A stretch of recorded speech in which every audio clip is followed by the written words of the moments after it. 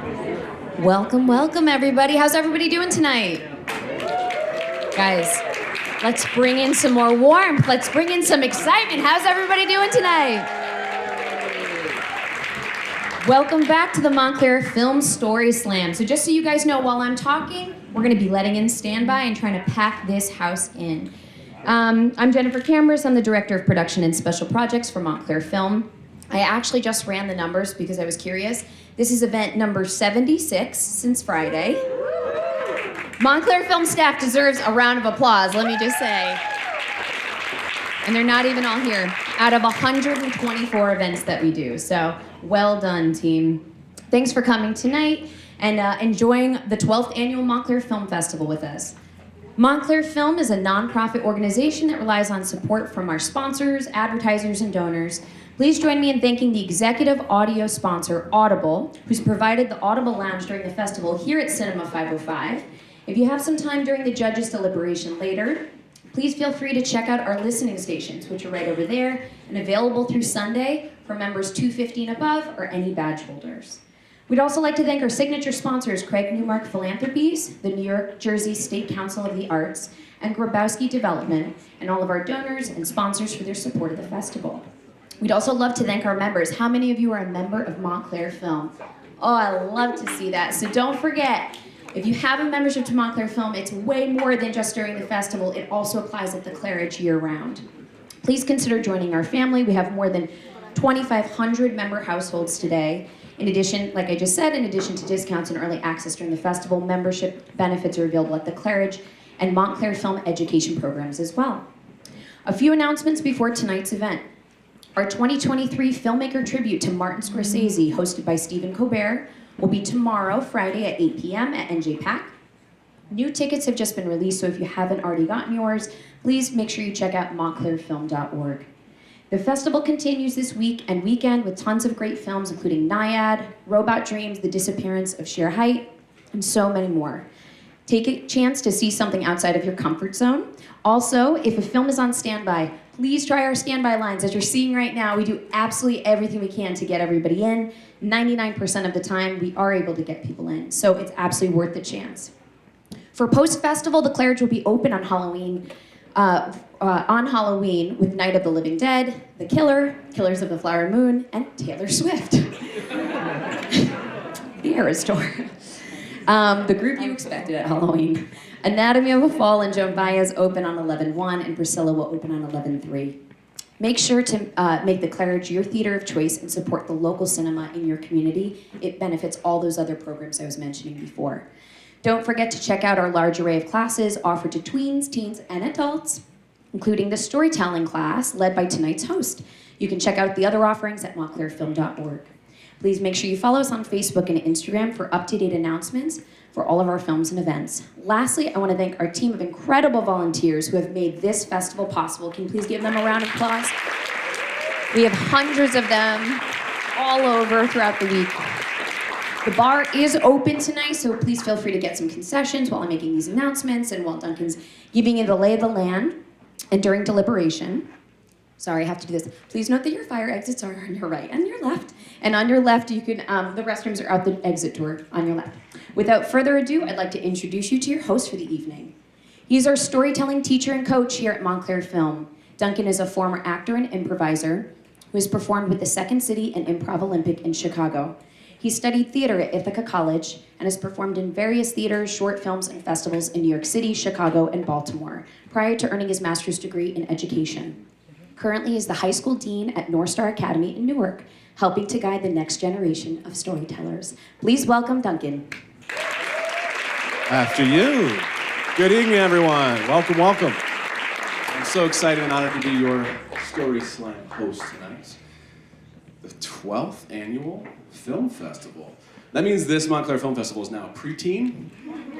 And just like a lot of preteens, there's some rough road behind. But pandemics and strikes aside, we will not be deterred. The show must go on. So thank you for being here. We're very excited to have you. Let's see we saw a lot of members here, who has never been either to this space before or to the Montclair Film Festival before. Show of hands. All right, let's give it up for him. Welcome, welcome. Now, where are my returners? Where are my StorySlam aficionados? Either you've told a story or you've been to one before. Wonderful. Welcome back. Let's give them a round of applause. Thanks for being here. All right, we have 3 fantastic judges here at the front. They're not only community members, but they're also industry professionals, so we're really excited to have them. And they're donating their time tonight to make sure we have just the most accurate and precise judging that has ever been happening in this space. No, it's all for fun. There's Montclair Film swag on the line, so it's a friendly competition. The first prize also gets a year-round membership. Very exciting. So members out there, one of them will join you. All right, let's meet our 3 judges tonight. In the middle, we have Chris Condon. Let's give it up for Chris. Chris is the writer of the ongoing image comic series, That Texas Blood, with artist Jacob Phillips, along with his Wild West spinoff, The Enfield Gang Massacre. He's also written for DC, Marvel, Z2, Aftershock, Mad Cave, Tiny Onion Studios, 3W3M, and is adapting acclaimed writer Barry Gifford's Night People for Ani Press in 2024, which was previously adapted into the 1997 film Lost Highway by Gifford and filmmaker David Lynch. Welcome, Chris. And he's our artist services manager. Sorry, Chris. Yes, indeed. Next up on the end here is Martha Little. Let's give it up for Martha. She is the Senior Director of Creative Development at Audible. She oversees the commissioning and production of Audible investigative documentaries and nonfiction's episodic series. She's worked with talent ranging from Martin Sheen to Steph Curry to Queen Latifah. She started her audio career at major American public radio outlets, including NPR, APM, PRI, news director at WBUR, or as she calls it, the alphabet soup of public radio. Her work has been recognized by such awards like the Peabody, the Gracie, and Edward R. Murrow. Martha's also helped create Audible's podcast development program, which offers development, audio production, writing, and marketing support to talented storytellers from around the world. Martha serves as the secretary on the executive board of the Podcast Academy, the host of the Ambie Awards, and when not producing, Martha's busy reviving her college tennis career and lives with her 13-year-old dog, Lola, here in Montclair. Thanks for being here, Martha. And last up, Jason R.A. Foster. Let's give it up for Jason. Welcome. Jason's an award-winning filmmaker, originally from Kingston, Jamaica, who now resides here in New Jersey. In 2010, after he relocated to New Orleans, he met David Bear, and together they founded Foster Bear Films in fall of 2011. Since then, Foster Bear has produced over 30 short documentaries, narrative films, and music videos. Their work has been featured in the New York Times, Shadow and Act, IndieWire, Truth Out, and OK Player. Jason's a 2015 New Orleans Film Society Emerging Voices Fellow and has received numerous New Orleans Jazz and Heritage Foundation community partnership grants for his work documenting Louisiana artists. In addition, he was a film instructor for the New Orleans Center for Creative Arts, and in 2020 released his first feature documentary, the award-winning Many Fires This Time, We the 100 Million. Got Best Cinematography for a Louisiana Feature. He was a fellow for the Union Docs Research and Development Summer Lab for his personal documentary feature In Search Of, the shortened version of In Search Of Pre-Game, featured in 22, and garnered a special jury recognition award in that same film festival. He's happily married and a father of 2. Let's give it up for our judges one more time. All right, now that we know who's in charge, storytellers, listen up. Here's the rules. 6 minutes for each story. The illustrious Jennifer here in the front will be giving you your cues. When you see a green card, you are halfway through. A yellow card, you have 1 minute left. And a red card, that is our version of the Apollo hook. You're off. Time is up. They're even labeled with some beautiful text on there, so you can't make a mistake. The only rule tonight is to be on theme. We're looking to be wowed, entertained, we want to laugh, we want to cry.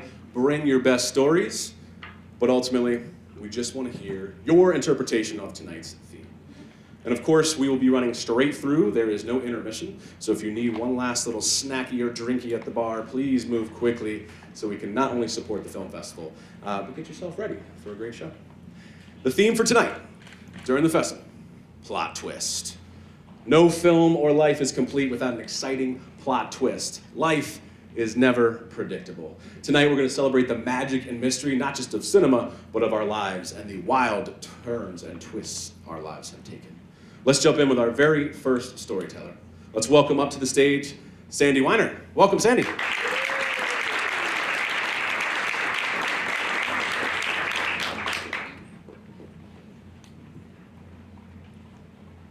My husband was a professional comedian, but our marriage was not so funny. We were married about 15 years, and we had 3 small children.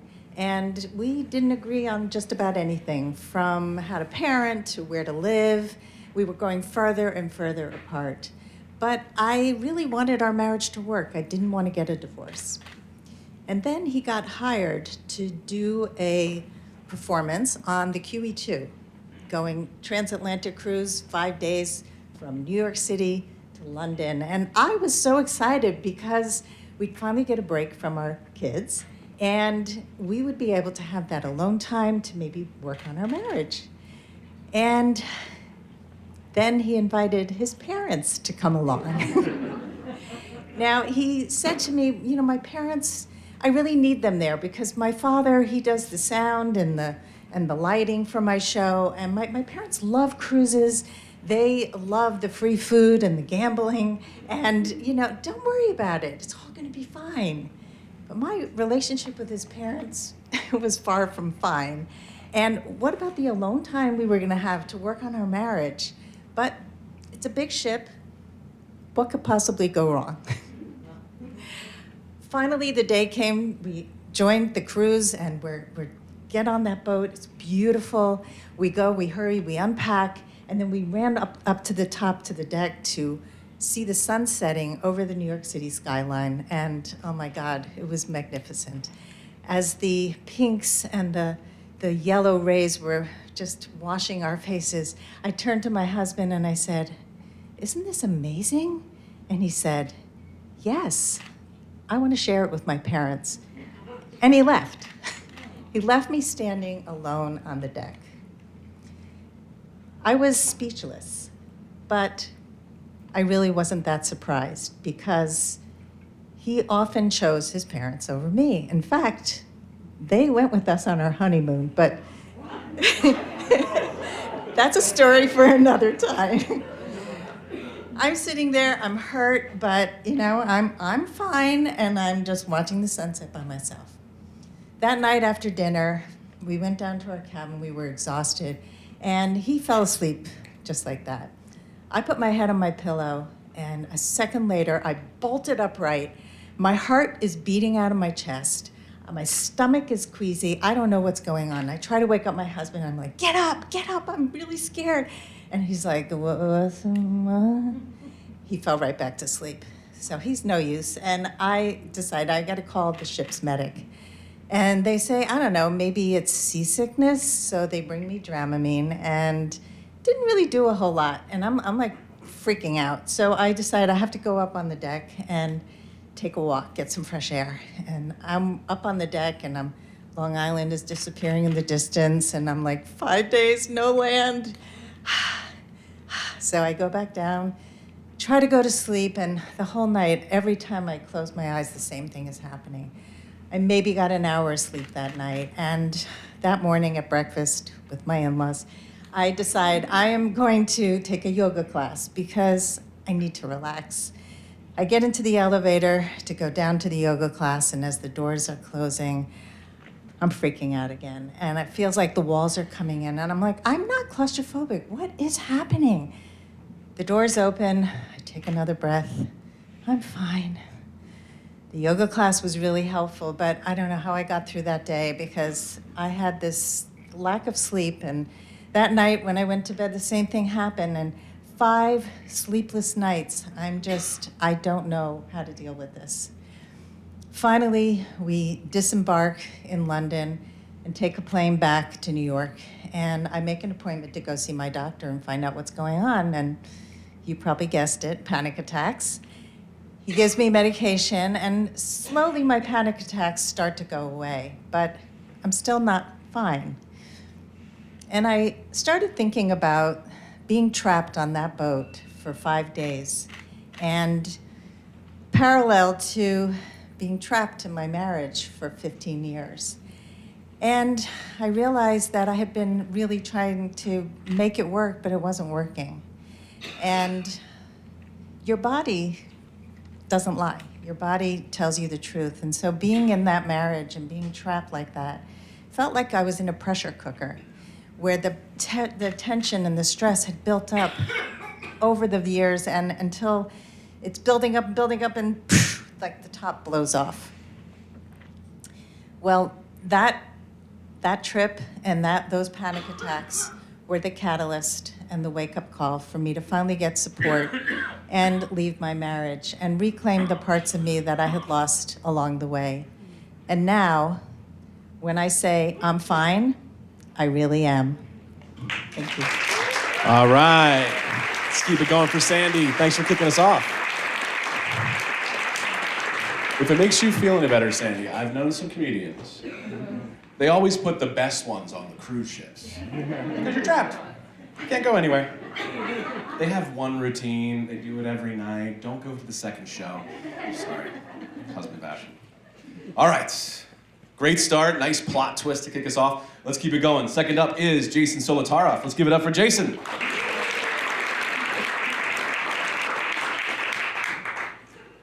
It was 1988. I was in my second year of law school, and I hit the jackpot. Up to that point, I'd spent most of my life looking desperately to have a girlfriend. And while I was very occasionally successful, for the most part, I wasn't. I was looking around, liking girls who didn't ultimately like me. And then in my second year of law school, I went to a Halloween party. I met this beautiful, beautiful woman. We ran into each other a little bit later, and soon thereafter, we were in this great relationship. She may have been the best looking woman at my law school. She had a great story. She had grown up in New York City the way I had, and I was so happy to be in this relationship. But it was not the easiest of relationships. It was a little tempestuous, tumultuous. Maybe once a month or so, we would have some huge fight. I would have done something grievously wrong. We would break up for a little while, then we would get back together. And this pattern repeated itself over and over again, pretty much for a year. But still, she was great. I really loved her. I really thought that we would probably end up getting married and spending our lives together. And then around Labor Day of the next year, the beginning of my third year of law school, I did another grievous wrong to her, and she told me that this was it, well, at least that we were going to be taking some time off. And it was over Labor Day weekend, and she went off to Martha's Vineyard with her childhood friend, and that was going to be that. And then when she came home from that weekend, I was summoned again, and this time I was told that she had actually slept with her childhood friend at Martha's Vineyard. And so now we were completely finished. And I was very upset. I was a tiny bit relieved, but mostly I was upset.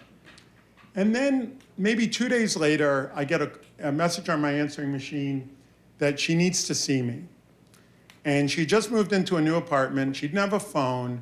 So I couldn't call her and tell her, look, I really don't want to come. The only way for me to kind of communicate with her was to actually go see her. So I got in a cab. I went up to 118th Street where she lived. I got out of the cab. I walked into her building. I was kind of fiddling around with trying to figure out which buzzer to press. And I heard someone come in behind me, turned around, and there was a guy pointing a gun at me.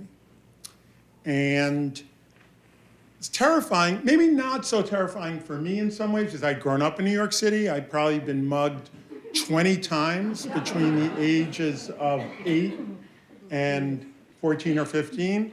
And so, look, I knew the drill. It was very simple. I just pulled out my wallet. I gave it to him. He was a little disappointed. I had very little money. But he took the money, threw my wallet back at me. And at that point, I was probably pretty close to just forgetting about the whole thing and just being like, all right, whatever, and just going upstairs to face whatever I had to face upstairs. But then some people came down and they saw me and they said, are you okay? And I said, well, I just got robbed. And they got very excited. And then I got excited. And while I was being robbed, I looked out past him and there was a guy in a wheelchair sitting outside. And when my robber kind of backed out of the building, he started pushing the guy in the wheelchair down the street. And I thought that was strange, but it's New York City. And so when I decided I was going to call the police, and my girlfriend, she didn't even have a phone, and it was before cell phones, so I was going to have to go find a payphone. So I went to the corner, and on the way there, I saw some people, and I said, hey, did you see someone in a wheelchair? And they said, yeah, they went down here, and then it looked like they were turning up towards Morningside Drive. And so I'm on the phone calling 911 when a police car comes by. And I jump out and I flag down the police car. I go up to the police officer. I say, I just got robbed. The guy had a gun. He says, get in. And he was by himself, which is unusual for New York City police officers. So I get in the front seat, tear off, sirens on. We go around the corner, and there they are. The cop jumps out, points his gun at them and says, freeze. The guy who had robbed me starts running. The guy in the wheelchair stays there, and I start running with the cop, chasing the guy, and I'm told, no, you stay with the guy in the wheelchair. So I go to the guy in the wheelchair, and he's reached down, like trying to pull something up from the ground, and I'm screaming at him, like, get your hands up in the air. And he's like, what are you doing? And we had this discussion, which was kind of an interesting discussion between a law student and a robber about whether he had actually aided and abetted my robbery. And then the police came back, and they said, get out of the wheelchair. And he was like, I'm in a wheelchair. So they jumped him, they pushed him out of the wheelchair, the gun went clattering out, and then they arrested them both. And then a couple of days later, word had gotten out around the law school about what had happened. And a friend of mine, who actually lives in Montclair now, came up to me and he said, Jason, are you okay? I heard that you got robbed and that Lisa broke up with you. And I said, well, I apprehended the robber and it was mutual. Thank you very much. All right, let's keep it going for Jason.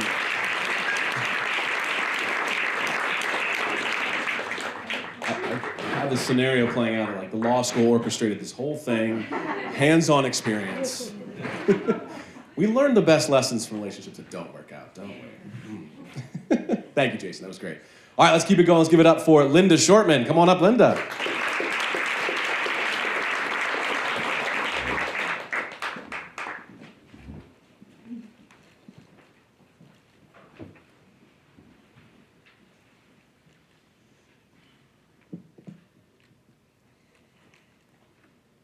Good evening. My parents were two very active people who rarely sat still for most of their lives. In their waning years, as their bodies started to betray them and their days sitting around the house became more and more, they took up jigsaw puzzling. I didn't get it. I saw puzzling as messy, difficult, and, by association, for old people. Also, my parents had a strange communication style. They bickered about everything. Sitting with them while doing a puzzle was very unpleasant for me. They would constantly argue about what piece went where. There was a stream of, oh, bud, from my mother, as my father picked at her puzzling style. It was their way. They seemed to enjoy it. It drove me nuts. When I would try to participate, I could rarely find a piece that fit, and the frustration was not fun for me. It would take them days, sometimes weeks, to finish a puzzle. Getting hundreds of small pieces to form a picture seemed impossible. This was not for me. When my parents passed, I thought I was done with puzzles. Last winter, I was dog sitting on a January weekend, and there was snow in the forecast. I was shown how to work the TV in the fireplace. The fridge and the pantry were stocked. I was all set to hunker down with my furry friend. A puzzle was in progress on a table in the living room window, and I was invited to work on it if I liked. I declined, saying puzzling was really not my thing. Internal eye roll was employed. I was much more interested in how many movies and TV series I could get through over the weekend. The next day, a blizzard dropped 8 inches of snow, and the dog and I stayed in the house as much as possible. I watched a few movies and was heavily embedded in the series Ozark. The dog napped in front of the fireplace. It was a cozy day. That afternoon, a car slid off the road into a ditch up the street, and there was a bit of emergency vehicle drama getting the car back on the road. I was sitting at the puzzle table in front of the window watching the action when I happened to look at the puzzle and saw a few pieces that actually clicked into place. Color me surprised. I finished 2 small sections and thought, that was satisfying. Dare I say fun? I later learned on social media that that day was National Puzzle Day. I chuckled and patted myself on the back for participating in the day in a very small way. The Post also recommended a 2018 film aptly titled Puzzle. The synopsis sounded interesting, so I rented the film. I was treated to the story of a woman who receives a puzzle for her birthday and greets the gift with the same eye roll I would have given. Events transpire, and in a moment of self and curiosity, she opens the puzzle and finishes it in a very short period of time, finding it very satisfying. She goes to the store to get another puzzle, sees a poster for a speed puzzling competition. Who knew? She gets involved, and a pretty cool story goes down, and I learn about speed puzzling. Remembering the satisfaction I felt completing the small section of the puzzle myself, I figured that maybe I could do small puzzles quickly. I bought a few and found that puzzling was fun when I could finish the puzzle fast. After that, I borrowed a stack of puzzles of varying sizes and designs and started to figure out what other kinds of puzzles I could do quickly. I found that a 500-piece puzzle with detailed pictures were my sweet spot. I could do them fast enough to find it satisfying, and I didn't have an unfinished puzzle sitting around for days. I set up my own puzzle table under my front window and found that I really enjoyed working on a puzzle with a street view. I was fortunate enough to be gifted a puzzle subscription that is saving me from shopping and storing puzzles. It fits well with my puzzling style because when you return a puzzle, you get a new one. I can do a 500-piece puzzle in a day or so. The motivation to get the newest puzzle is strong. I do not let a puzzle linger. One of my mother's ailments was Alzheimer's, so I do worry about my own mental health as the disease is hereditary. I like the way puzzling works my brain. I'm amazed by what goes on in my head as I work a puzzle. When I open a new puzzle, I think, well, this is impossible. As I sort the pieces and predictably get frustrated, I think, well, this puzzle's got to be defective, or there must be pieces missing. As I make progress and get more familiar with the picture I'm creating, I can recognize details in a tiny piece. The joy of finding a piece that fits is such a thrill. I know, nerdy. I go back to my original chuckle when I get a fit first try, and I often say out loud, I've developed strategies and skills. Progress instills confidence, and I've learned that when I get stuck, if I take a break and walk away for a bit, when I come back, success is mine. Persistence leads to confidence, and as the pieces come together, a sense of accomplishment brings so many positive feelings. I'm also worried less about my brain. I'm not of a competitive nature, so speed puzzling competitions are not in my future. But I'm happy to pursue a hobby that I had pushed away, thanks to a blizzard and an intriguing film. This twist taught me to be more open-minded. I learned you're never too old to change and grow. Self-discovery was not something I expected from a puzzle. Thank you. All right, let's keep it going for Linda. Thanks, Linda.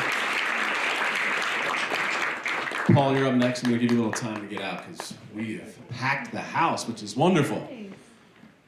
I don't like puzzles. But my daughter, this is like my least, well, maybe second least favorite part of the pandemic, was like everybody's puzzling now. Not interested. But now I have a 2.5-year-old daughter, and those puzzles are very easy. So I feel very successful very often with puzzles. So maybe I'm gonna jump on the puzzle train. All right, let's keep it going. We have a veteran storyteller. Let's give it up for Paul Heery. Welcome, Paul.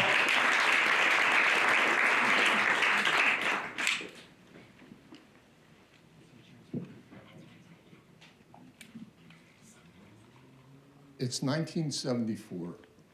I'm 17 years old, and I just woke up in the hospital and was told that I'd been in a coma for the last 2 days.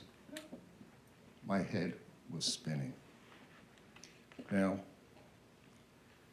they eventually determined that I had type 1 diabetes that had been living in my body since I had been born. It had gone undiagnosed for many, many years. Now, the stay in the hospital was somewhat eventful, let's put it that way. After I had come to, the nurses had come in and they were giving me injections every 2 hours. I was considered brittle, and that was really the only way of handling diabetes in 1974. They would come in every 2 hours, and eventually they would start teaching me how to give myself injections. So I never really got more than an hour's worth of sleep.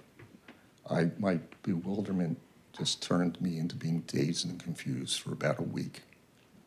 So as all this is going on, there were two really interesting things that occurred. One day, a priest comes in and asks if I want to give confession. I politely declined. He came back and said something to me that was very disturbing. He said, well, I gave you the last rites, but you're alive now, so that doesn't count. The other thing that occurred is the nurses, through all of our conversations, all day long and through the night, they learned that I was going to be in the hospital and I was going to miss prom. So one night, on prom night, they came in and threw prom for me. It was very cute. So when the prom was winding down, all of the people left the room with the exception of one nurse, Sandy. Sandy came over to me, sat on the corner of the bed, and said, it would not be a memorable prom night without a goodnight kiss. She then proceeded to lay a long, lingering kiss on me that would be considered sexual abuse by today's standards. But it was extremely welcome for a 17-year-old virgin.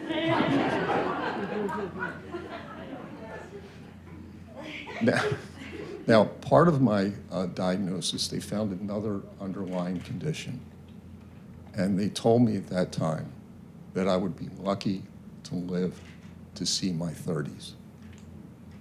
In case nobody's noticed, I'm slightly older than 30 right now. Now, the reason that I find myself to be here in front of you today is that medicine has advanced, but probably more importantly, technology has advanced. 1974, the year of my coma, the first insulin pump was made available. It wasn't a practical device. It had to be worn as a backpack, and you couldn't wear it for more than 2 hours. So having a nurse wake me up every 2 hours was much more palatable than wearing that device. But eventually, I did find a doctor who kept up on technology. And he got me into the system, and I was given access to the first commercially available insulin pump. Now, that pump, it was called the brick because it was about the size of a brick, and it weighed a little bit more than an actual house brick. So I used that for a couple of years. But I've had the opportunity to advance with the technology as we've moved forward. I was one of the first people in the United States to be given the advantage of using artificial pancreas technology. The reason for the air quotes is that artificial pancreas was never approved by the FDA. So today I have that device. You can see it wearing on my belt. There's also other devices underneath here. If anybody's interested, I'll take I'll take my shirt off later. So with that said, the reason that I'm here with you tonight is that the advancements in technology have made my life what it is today, and I'm thankful for that. I also am thankful for nurses. Thank you. Yes, thank you, Paul. Thank you for sharing. I say you can't take that shirt off because Sandy will find you. Not this Sandy. I don't know, you did come together. I think there's another story in the mix. Awesome, thank you, and thank you for your bravery and sharing your medical experience. Let's take a breath. Some heavy but wonderful stories tonight. We're just gonna keep it rolling. We're about halfway through. Let's give it up next for Carrie Sotaro. Welcome, Carrie. I have to bring this mic down. Hold on.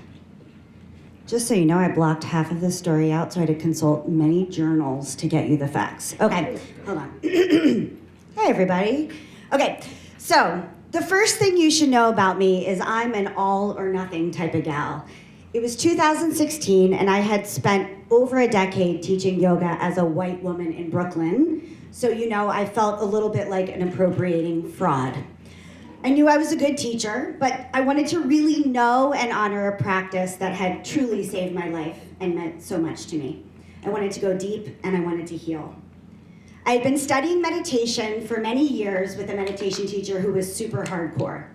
He was running a pilgrimage for 3 to 4 months in India, and we would be traveling as sadhus. So those of you that are not familiar with the lost and ancient dead language of Sanskrit, sadhu means a holy man practicing severe self-discipline.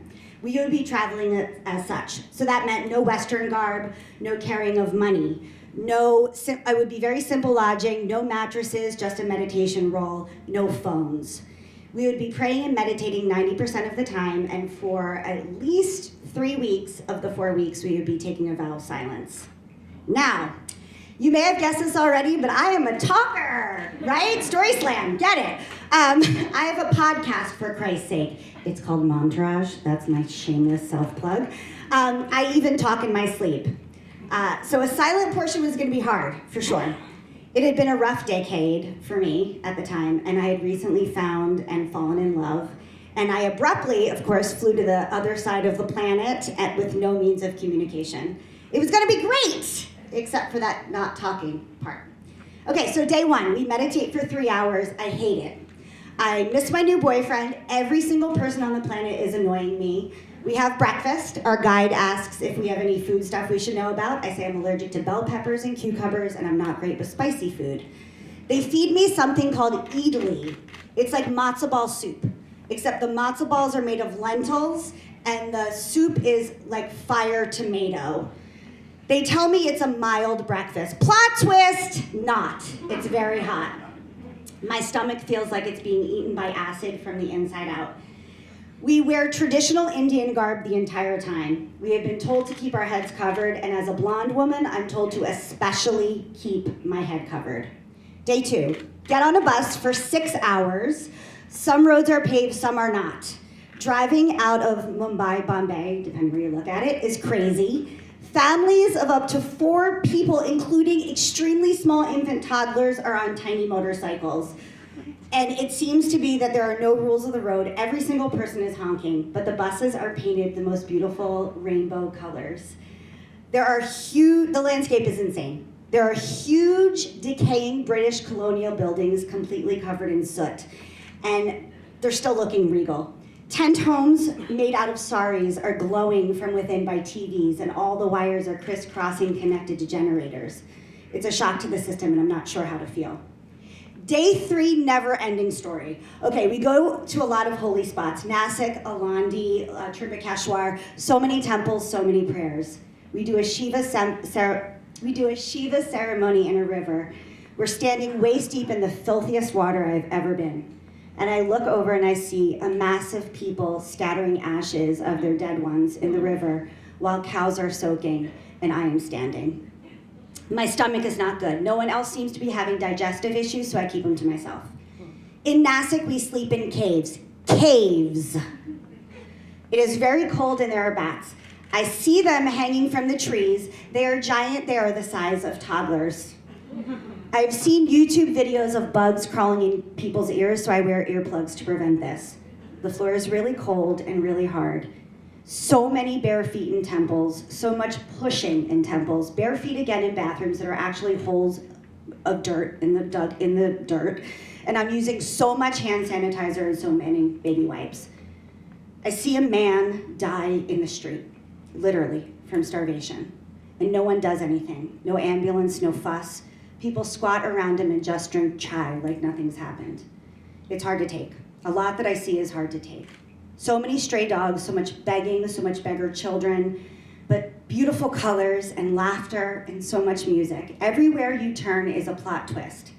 I do not know what kind of movie I am in. I can't even really grasp the theme. I'm not eating, I'm praying a lot, and love is everywhere, and yet I feel so alone. I do not feel any more like a true yogi. In fact, I have done 0 yoga. I still cannot go to the bathroom. Delhi belly is when you go too much. I had prepared for that. This was the opposite. We were told to leave our phones. Plot twist, I kept mine. I'm defiant. I sneak my phone into a dirt hole and play Candy Crush in hopes that it will let me go. It does not. My belly hurts all the time. Plot twist, I have better service in a cave in India than I do in my apartment in Brooklyn. I use it to sneak a text once a week to my new boyfriend. We hike the Anjaneyari Mountains, the claimed birthplace of Hanuman. Hanuman is a monkey god. Half monkey, very buff. That's the top. Bottom, very hairy man. Okay, so this is the real plot twist, because this is a turning point for me. So here I am, miserable, hiking up a mountain. I have asthma, I'm lagging behind. We are told the monkeys on this mountain are abundant and aggressive. The rest of the group gets so far ahead of me that I can't see them anymore. I'm alone, hiking up this mountain, when a bunch of monkeys start to encircle me. It's creepy. And all of a sudden, they start to jump on me and I get scared. And out of nowhere comes this beautiful German Shepherd looking dog. I cannot express how weird this was. 1, there is nowhere this dog could have come from. 2, dogs in India are not big, purebred, or healthy looking. It stops and waits for me. Oh my goodness, the time. Okay, this dog wants to follow me, so I do. So me and this gorgeous dog, I named Jackson, hikes with me the entire way up the mountain, protecting me. I reach to the top where the rest of the group is waiting for me, and they see me with this dog. They are just as shocked as I am, and thank God they see it because I thought I was hallucinating. Okay, this dog does not beg for food. It follows me into the temple and lays its head on my lap while we chant and meditate, and all of a sudden, I have a deep feeling that this dog is my dead grandfather. Plot twist. We hike down, and somewhere along the way, I lose sight of the dog. I get sad, but also feel so at peace. We start to get back on the bus to go home, and I hear a bark, and then a bunch of barks. Outside the bus is Jackson, my hero, and what I can only guess is his entire family. His wife was a mutt-looking dog, and their puppies looked like short little mutts. He brought his whole family to say goodbye to me. I cannot make this up. In the land of monkeys, I spent time with a dog. During our final meal, we break the silence. My first words are, Sev Puri is like small Indian tacos. My meditation teacher barks at me. After all this time, you are so much in your ego self, you cannot experience something new. You have to relate it to something Western that you already know. I start crying, hot, angry tears. How dare he? I had been respectful. I had been quiet. I had done the work, but I am not blindly obedient. It was time to go home. I arrived at LaGuardia and I went to the bathroom. I turned on the water from the faucet. It was hot and safe to drink, and I cried. I promised I would never take the small things for granted. All of it was precious, and LaGuardia was the fanciest place and most glamorous place I had ever been. Plot twist, huh? But the biggest plot twist of all is that that man that told me that he loved me before going to India, he is in the audience right now, and we have a 5-year-old daughter together. She isn't half monkey, but she is mine. All right, let's keep it going for Carrie. Thank you. So many twists. All right. A gang of monkeys. Couldn't take one dog? That's surprising. All right. I have noticed when I do international travel, coming back to the States, that the airports are deafening. You realize, like, oh, we are so loud in this country. Everybody else is so quiet and kind. All right, let's keep it going. Let's welcome to the stage Fanny H. Gray. Come on up, Fanny.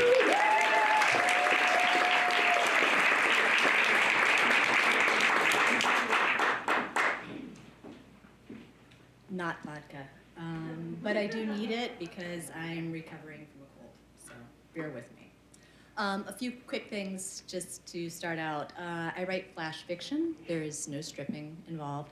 It's stories under 1,000 words, and so please know that this story is indeed fiction. Cut me to the quick.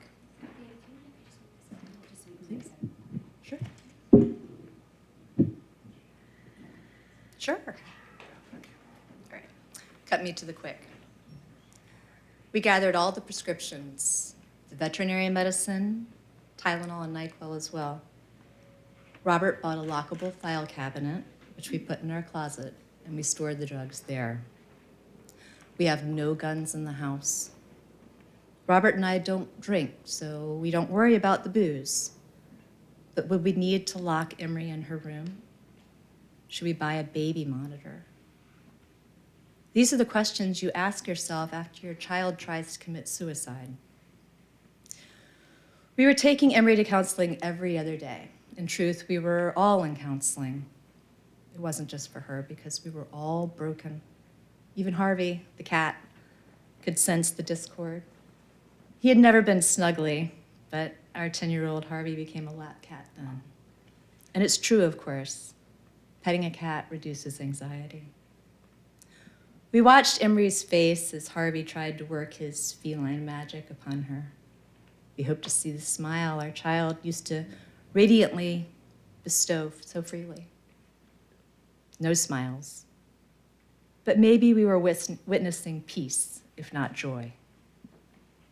Robert and I agreed that if Em went back to college, she could get an apartment so that she could have her own pet, but she could not take Harvey, because I would need him with me. We'd get her a cat of her own. Didn't come to that. Emery wouldn't return to college. We had thought about the obvious vices, the guns and drugs and alcohol. We even took away her hairdryer, afraid she might take it into the bath. We just never thought about the knives. And it was terrifying. Walking into the kitchen and finding Emery seated at the table with every knife we had laid out before her. I dropped my coffee, shattering the mug. I remembered thinking I would never drink coffee again, that the taste, the burnt velvet of it would never be the same. What happened next, though? How could I have ever been prepared? We had spent months in counseling, pleading for Emery to take an interest in something, anything. All the conversations with her therapist about finding a purpose, the tortured nights, the mornings Robert and I would wake only to discover we had shared the same hopeless dream. The days in which we asked ourselves how our bright girl had dimmed her light so low. And the terror that seized me as I watched Emery, my child, my only child, my life's work, pick up the paring knife. She did not look at me as she drove the point straight into the flesh, but simply said, "This is the one I'll start with. I will peel the apples with this one. I've been watching YouTube videos, and you need killer knife skills to embark on a culinary career." She cut into the Honeycrisp and offered me a piece upon the blade. I relive that moment all the time. At night, when I lie next to Robert in bed. Mornings, when I drink my coffee, absent-mindedly stroking Harvey. On our first visit to New York, when Em became a sous chef at Coteau. I see it with each forkful of silken tagliatelle or rich gerbiche. That moment when the glint of a steel knife reflected my daughter's eyes and I recognized the flicker of redemption. Thank you. Let's keep it going for Carrie. Thank you. Okay, you got me. The twist got me. You got me. Thank you. Whew. Do you have any quick meditations we could do? Thank you very much. All right, we're going to keep it going. We have 3 more excellent storytellers to come up. Let's keep it up for Rafael Barriaga. Come on up, Rafael. Give the man a minute. He's coming from the back.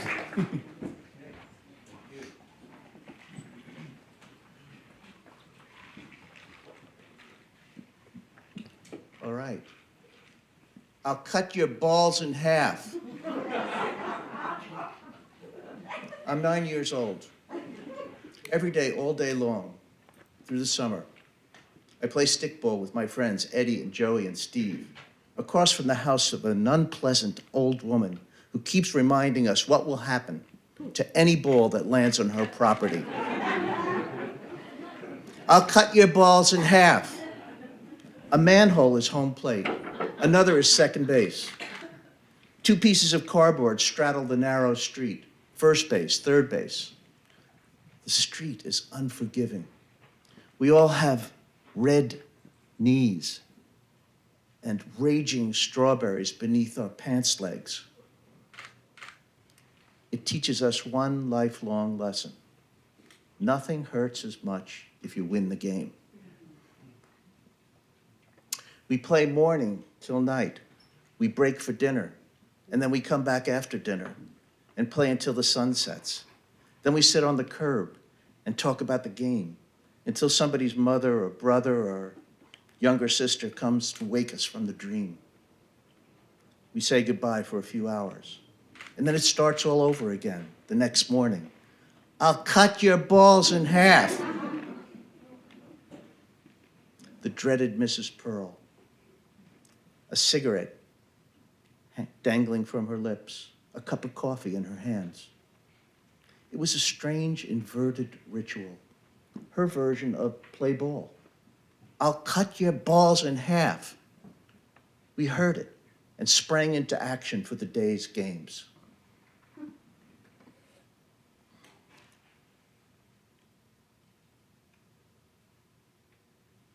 The ball was always a pink, almost always a pink Spalding. Sometimes we played with a tennis ball.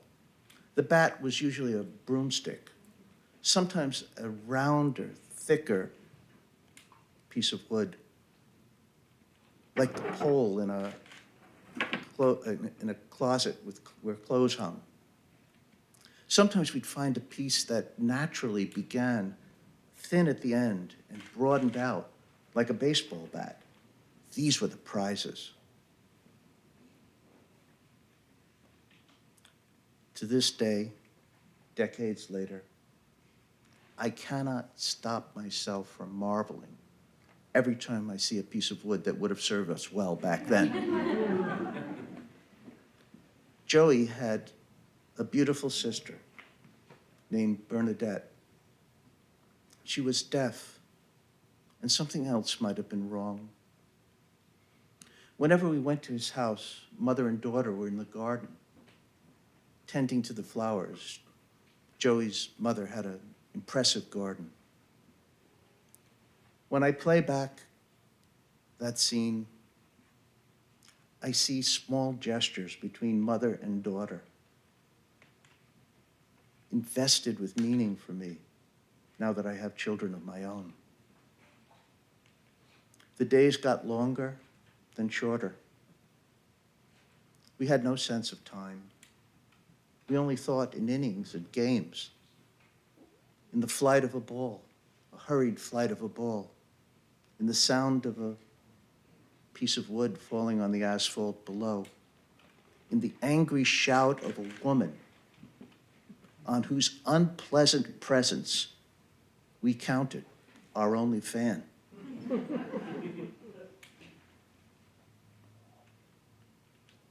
Bernadette had flowers in her hair. They were flowers from the garden. I looked down at her lying there, and I thought, how beautiful. So beautiful. So still. So beautiful that I could not believe that the life had gone out of her. I began to cry. I had read books and seen movies, but in some very deep way, I did not understand that something like this could happen. I tried to stop the crying. The more I tried to stop, the more tears came. I began to shake, and I felt a hand on the back of my shoulder, guiding me out of the place into the open air. And once out there, I turned to see the kindly face of Mrs. Pearl looking back at me. She handed me a cloth bag full of dozens of balls we had long ago given up for lost. All right, thanks, Raphael. Nice job. I do that too a little. Every time I go on a hike, I'm always looking for a stick. I don't need a hiking stick, but I just want one. I don't know. Kid brain, I can't let it go.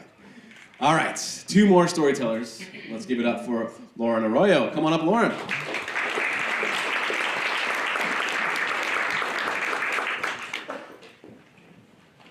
Hi, everyone. My name is Lauren Arroyo, and I'm here to tell you about my trip to the Philippines. I'm half Filipino and half Puerto Rican. My mother immigrated from the Philippines at the age of 5 with her parents. It was a challenge for my mother to leave her homeland behind and acclimate to a new life, leaving her native tongue and memories behind with her grandparents and her cousins across the sea. But despite the sorrows leaving home, my mother tried her best to bring the Philippines to New Jersey. All my life, I was taught to know where you come from, to be proud to be Filipino, to honor your family, and to never forget the sacrifices my grandparents made to have a better life. We are a close-knit family, big family. Picture my big fat Greek wedding, but with Filipinos whose only noise level is loud. Growing up in an immigrant household, you feel one of 2 things. 1, the non-existent boundaries between you and your family. Both good, that your family will always be there to support you, and bad, that privacy is non-existent. And 2, the indescribable feeling of not being complete.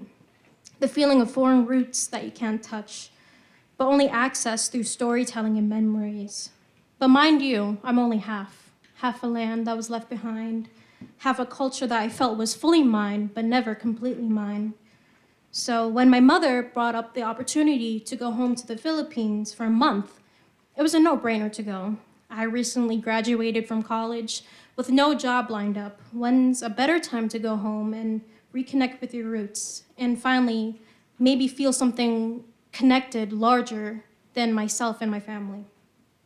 The first half of the trip, we went sightseeing. Intramuros in Manila, Taoist temples in Cebu, animal refuges in Bohol City.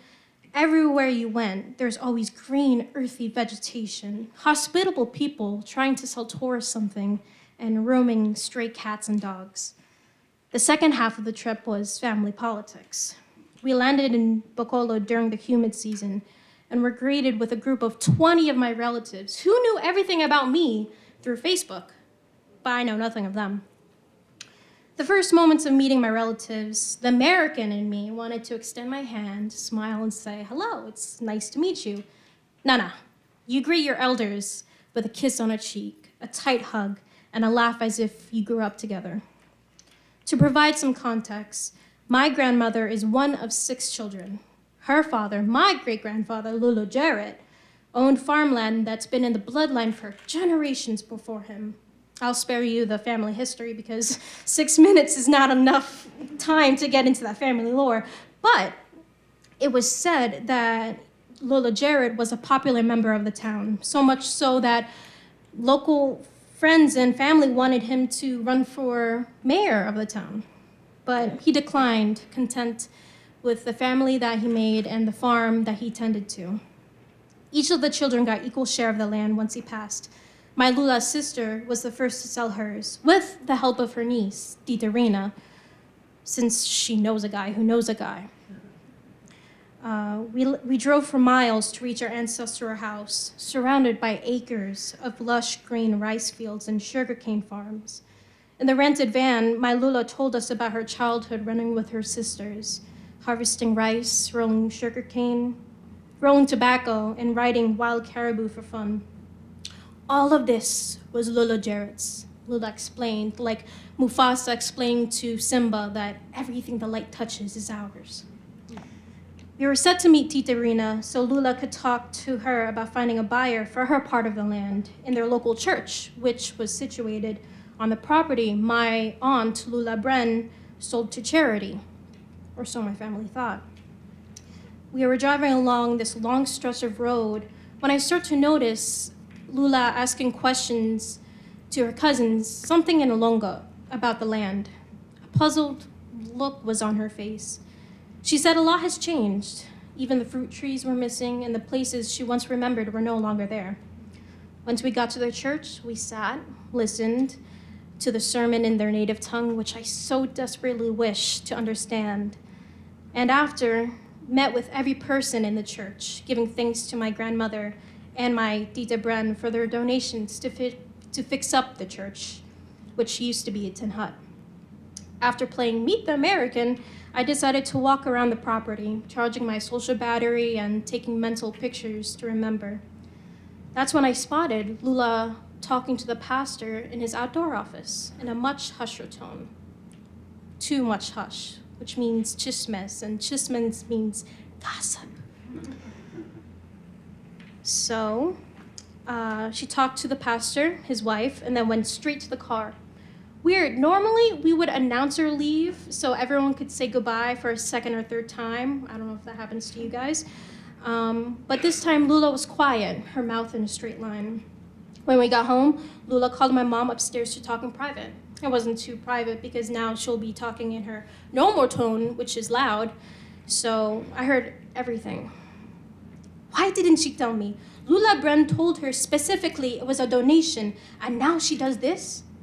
Yeah, but Mom, Lula, they need to make some profit to feed their family and help out. I know that, but making the church pay rent on Bren's property when she told Rena to give to the church 5,000 pesos. And what about all the money we've been sending home? They cut down the fruit trees and still can't afford to fix the hole in the roof. Eventually, we found out that when my Auntie de Brun sold her share of their inheritance, she gave the land to the church as a donation in the name of Lola Jarrett.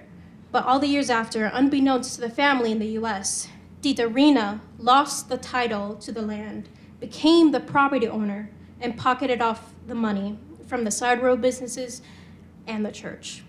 Now, who am I to say how my relatives should make their money? I'm just a foreigner in their land.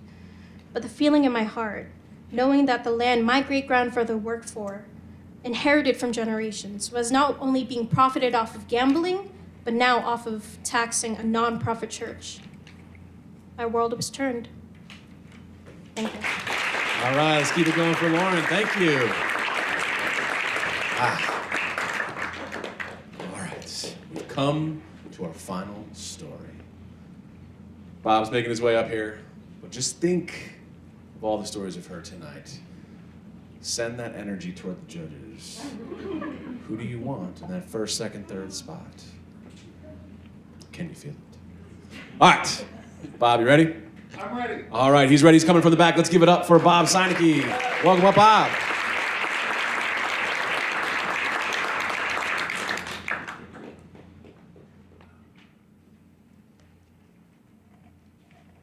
Plot twists. Can you hear me? Plot twists. What are they? How do they impact a film, a musical, real life? How? Sweet mother of God. Come in. Ladies and gentlemen, Stephen Colbert and Martin Scorsese. Come in. Okay, I just wanted to get your attention. They're not really here.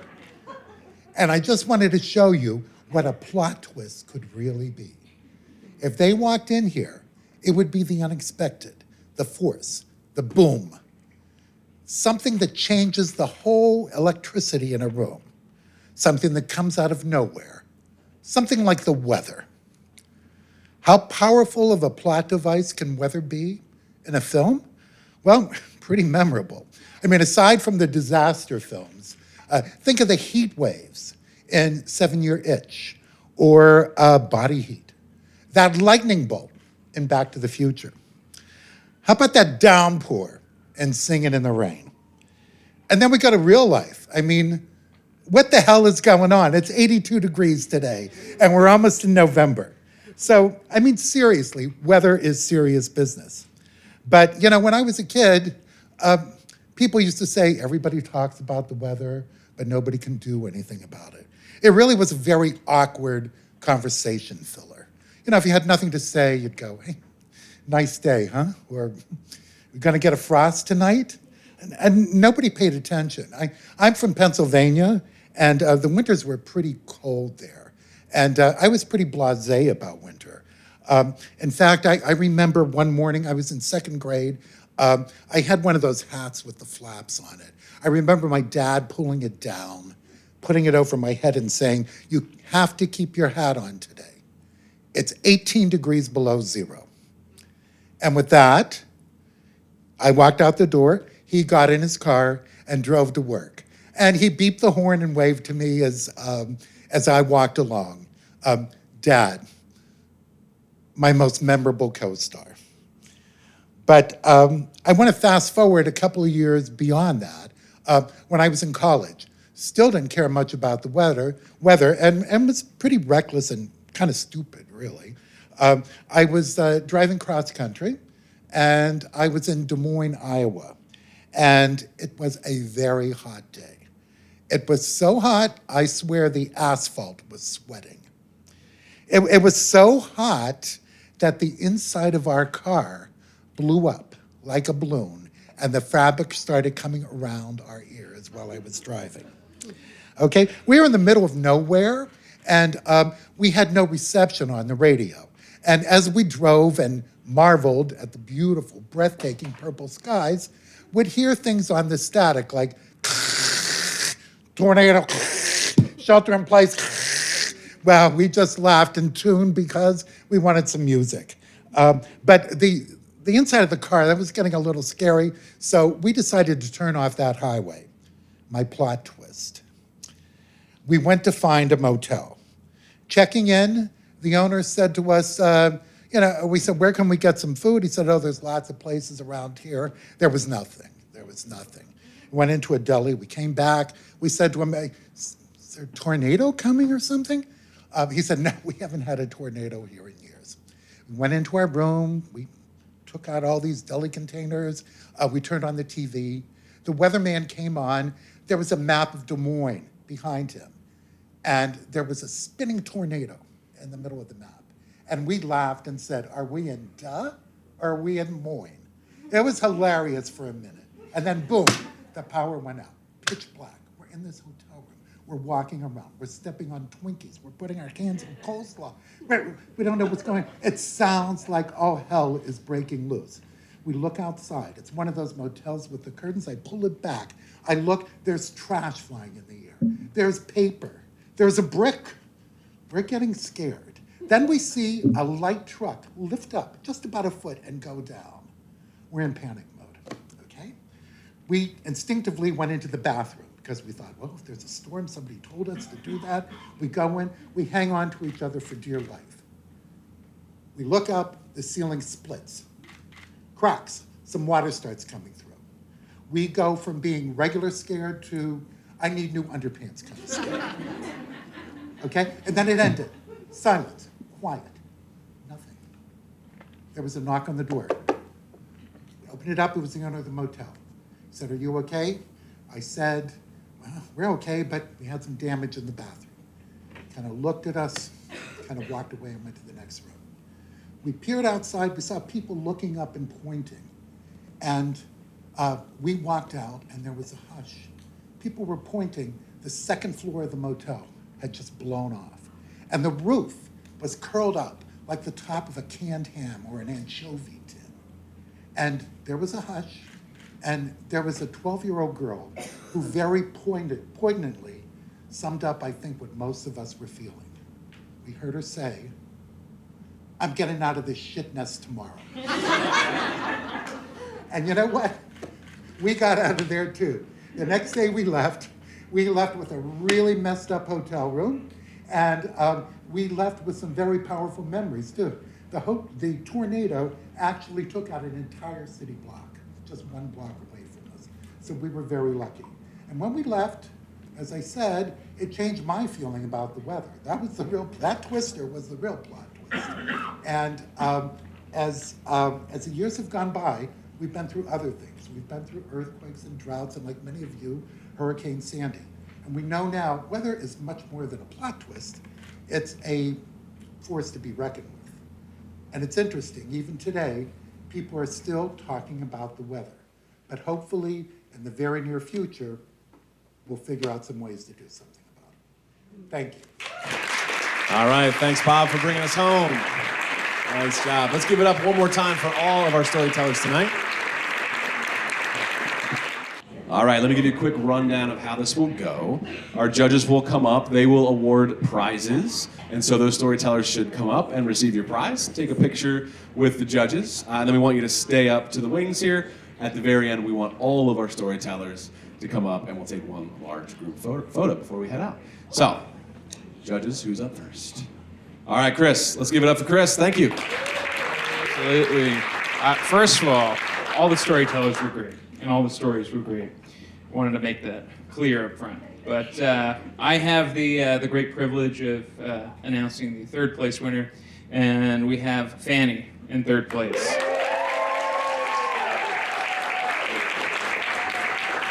There you are. Thank you very much for sharing your story with us. It was a unique story. It was fiction. So, and that was one of the things that we felt was unique about it. So.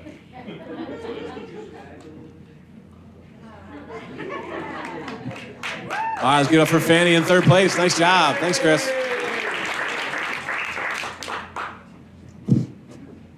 Okay, so for second place, I second what Chris said. Thank you for the stories. Thanks for being vulnerable and talking into a mic. Second place is Paul. Paul, where's Paul? Yeah, Paul. Paul.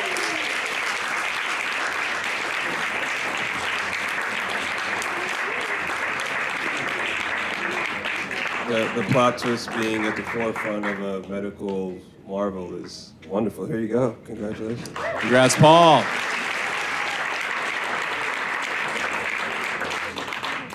Thank you. This is always fun, and it's actually always hard, and it's really fun trying to decide who's. We take a lot of considerations in. So, for the drum roll, please. First place winner is Mr. Halfball, Raphael B. All right.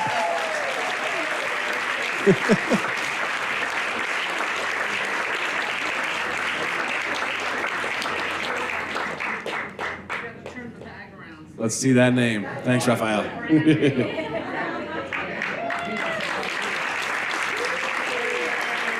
All right, can we get all three judges, all three winners together? And then we're going to get all storytellers up with our winners in the middle there. So.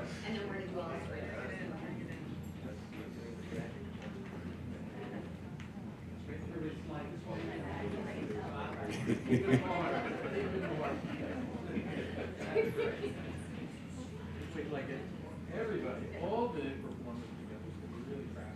Look right here, that's great. Standing up straight.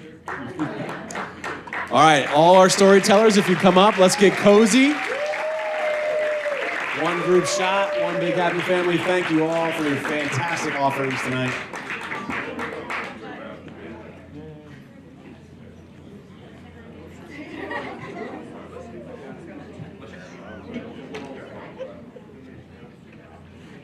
Over here, Laura. Thanks. Yeah. All right. Got to get a little more familiar than that. Bring it in. Yes, Carrie. Thank you.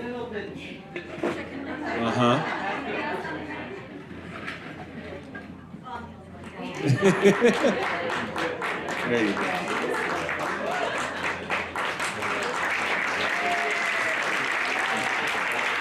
All right. Thank you, storytellers. Thank you for being a fantastic audience tonight. There is so much more to the festival. If you don't have tickets yet, please check us out, montclairfilm.org. We got tons of events, tons of films, and tons of classes coming up here this fall. Thank you for coming. Have a wonderful night. Get home safe, everybody. Take care.